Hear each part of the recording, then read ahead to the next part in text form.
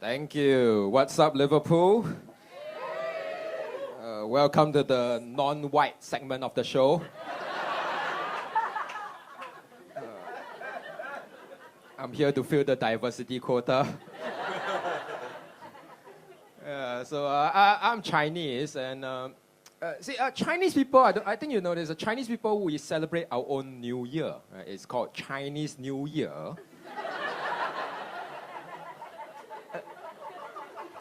And we celebrate it in February, right? 1 month behind everyone else.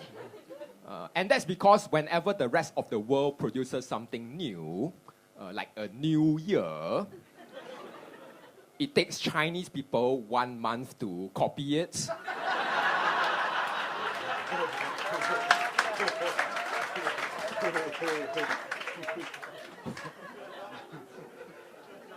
Make our own knockoff version.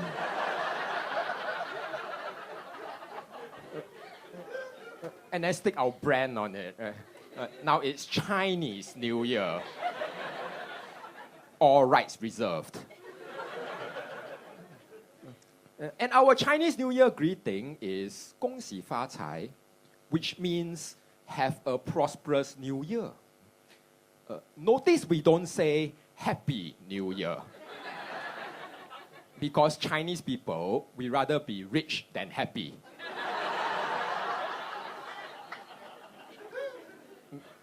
Some people say money can't buy happiness. We say happiness can't buy money.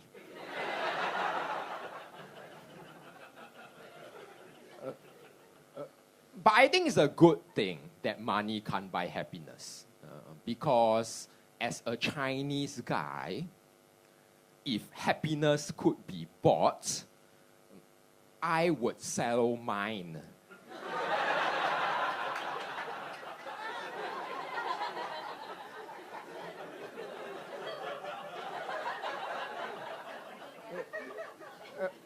I think you can make good money selling happiness. So that's a job that Chinese parents will approve. They'll be like, hey, when you grow up, I want you to be a doctor, or a lawyer, or a happiness pimp. But definitely not a comedian.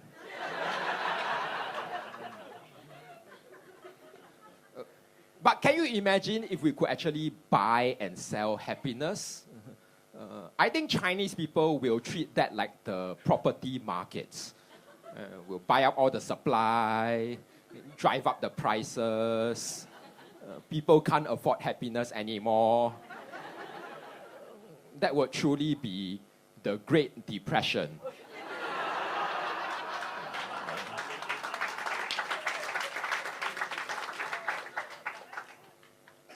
But I have a friend, I have this friend, he's into this motivational speaker, Tony Robbins. You know Tony Robbins, right? So my friend paid $2,000 to attend Tony Robbins' seminar. Because apparently money cannot buy happiness, but can buy motivation.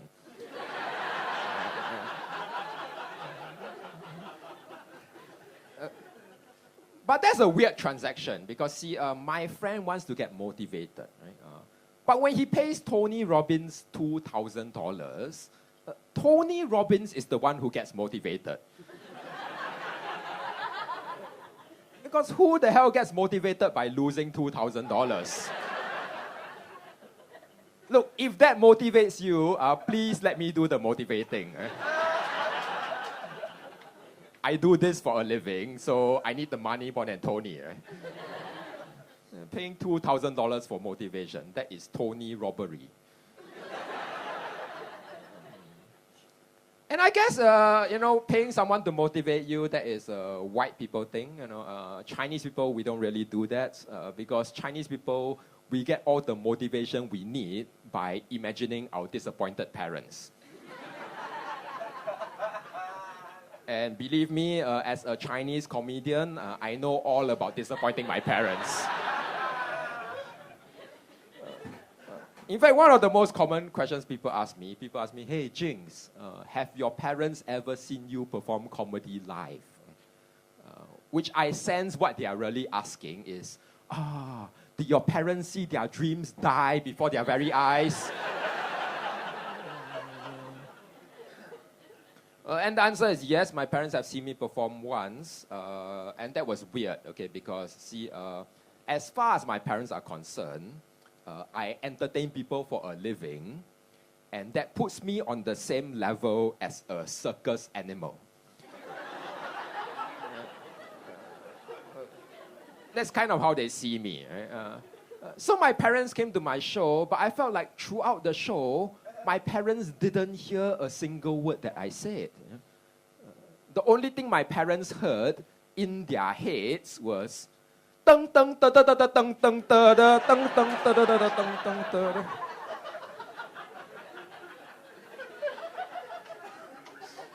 It's tough. But you know, I perform in a lot of countries like Australia and the UK. You know, these white people countries. And I notice these white countries, they have a special class of crime, you know, where if someone commits a crime against a racial minority, it's called a hate crime. Hate crime. As if when people commit crimes against white guys, they do it out of love. It doesn't happen, right? Like, nobody ever beats up a white guy. It's like, hey, you know, this hurts me more than it hurts you.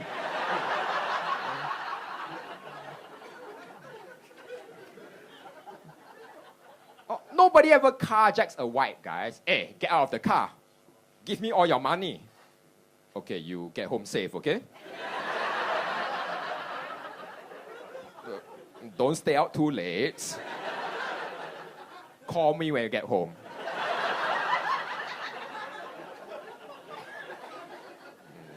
I love you because you're white. It's just a love crime. I'm just robbing you to motivate you.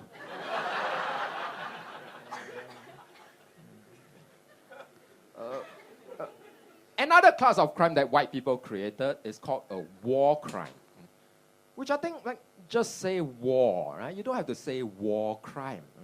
Every war is already a crime. Like, has there ever been a war where no crime was committed? Breaking news. Last night there was an invasion at the north border, but don't worry, the invading troops all entered the country legally.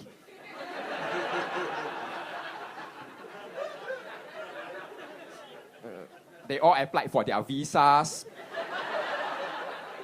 1 month in advance.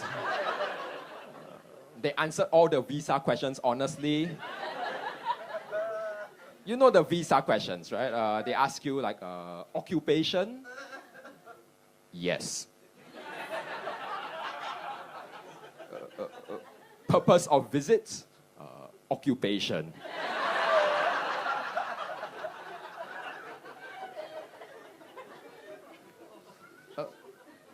And white people, they seem to like to create new crimes. You know, for example, nowadays, some people want to ban plastic straws, which I think is a bit extreme.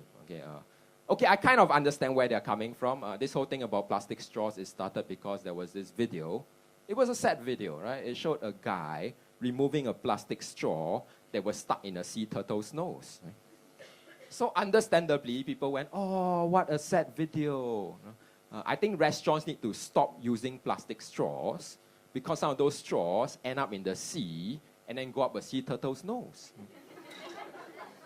Which I agree that is a very sad thing, but I don't think that's the correct story. Okay? Because see, I don't think a plastic straw in the sea can just randomly float up a sea turtle's nose. Because first of all, animals have instincts, right? You know, something comes in on your nose, you avoid it, right? And furthermore, in order for the plastic straw to be stuck deep in the sea turtle's nose, the straw has to enter the nose at a very precise angle, has to be pushed by something solid, right? So it can't have just floated into the turtle's nose. So I'm sorry to say this, but the real story is that there was some sick psycho animal abuser put the straw up the sea turtle's nose. Right? Look, if you believe that a plastic straw in the sea can just randomly float up a sea turtle's nose, then you also have to believe this next story. Imagine a guy goes to the hospital with a cucumber stuck up his butt.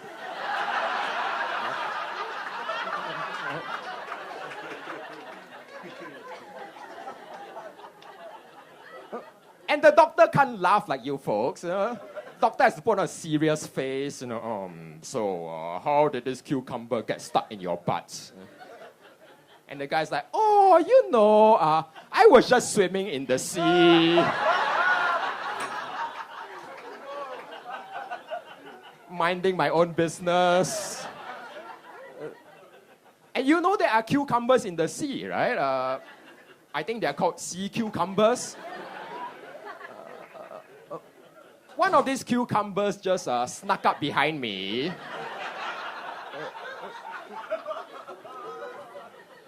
Didn't say hello. Didn't ask my name. Just floated up my butt without my consent. Hashtag me too.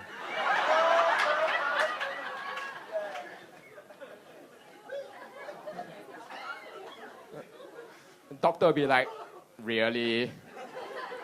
Then why does this cucumber have a condom on it? It's ripped for your pleasure. And who put KY jelly all over the condom?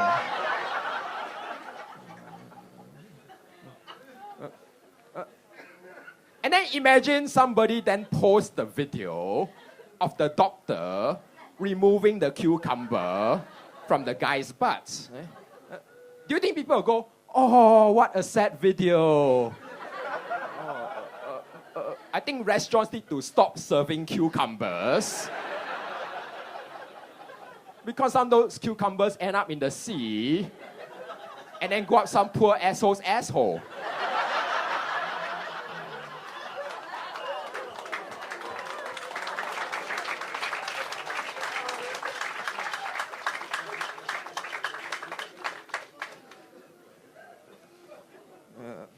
But a lot of people are into animal rights, and some people want to save animals. Like we do have like the.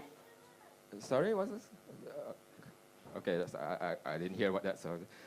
Some people in animal rights, there is this World Wildlife Fund, right? They try to save endangered animals, and their logo is a panda. Which I'm thinking, like, why did they choose a Chinese animal to represent saving endangered species? Right? Because when it comes to saving animals, most Chinese people, we don't give a shit. Chinese people, our only problem with animals going extinct is that we have to change the menu.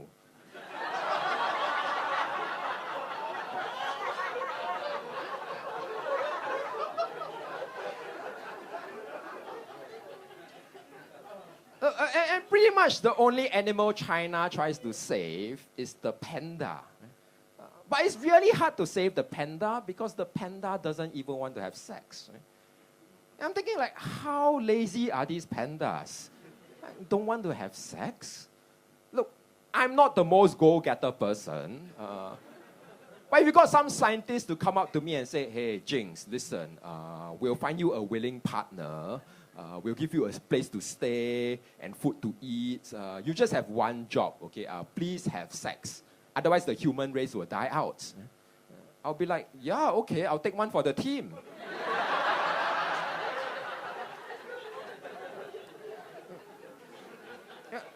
I think saving the human race is worth 30 seconds of my time.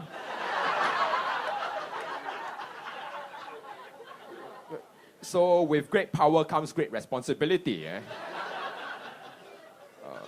In fact, you had me at willing partner.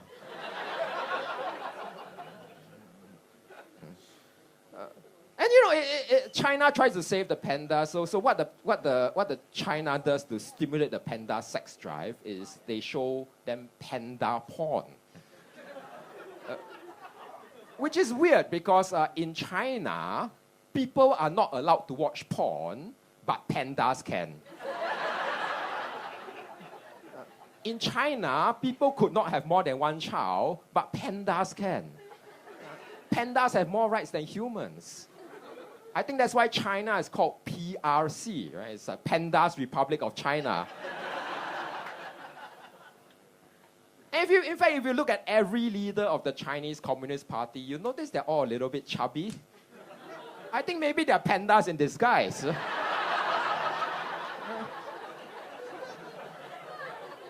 Whenever they have their secret meetings, maybe they just pull off their face like Mission Impossible, you know. So just pandas inside. But nowadays, a lot of people like to use animals in their product names or company names, like Fox News and stuff like that. People like use pandas, not pandas, animals in their company names, all this. So nowadays, in everyday conversation, there's all these animal expressions that keep popping up. I'll give you an example. For example, if somebody just bought a new pair of shoes, he might say, "Hey, check out my new hush puppies." That's an animal expression. Or if a guy, for some reason, he wants to stop having sex, he might say, "Hey, check out my new Crocs."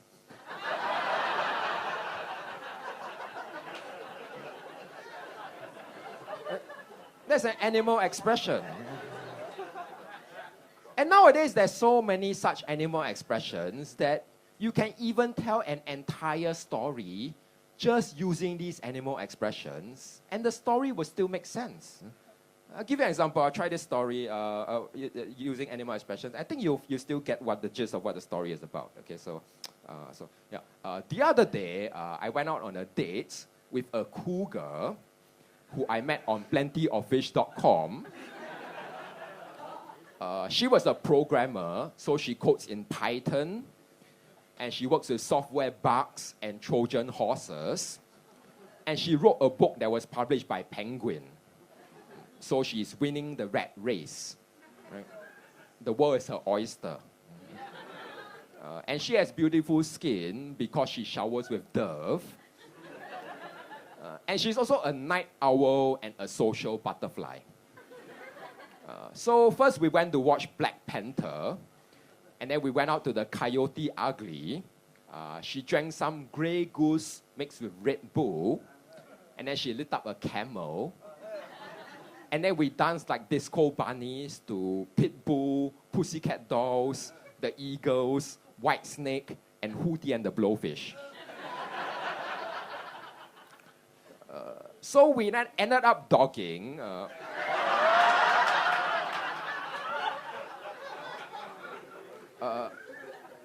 In the backseat of my Beetle, because I can't afford a Jaguar. I played with her sweater puppies, which was Awesome Possum. And then I tried to poke her.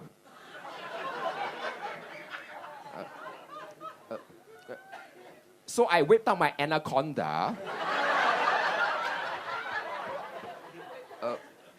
which frankly looks more like an earthworm. But when I made a beeline for her beaver,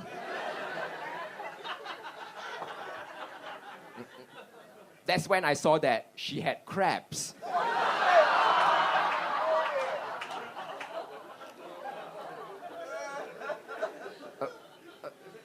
I couldn't bear to say anything, but it gave me goosebumps. So I clammed up, which really got her goat. She refused to choke my chicken.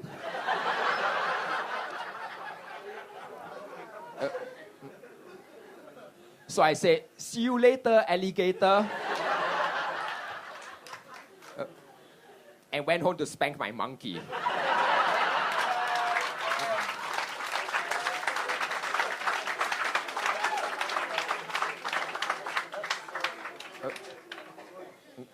Because a bird in hand is worth two in her bush. Hey folks, my name is Jinx Yo. Please follow me on Facebook, Jinx Yo Comedy. Thank you.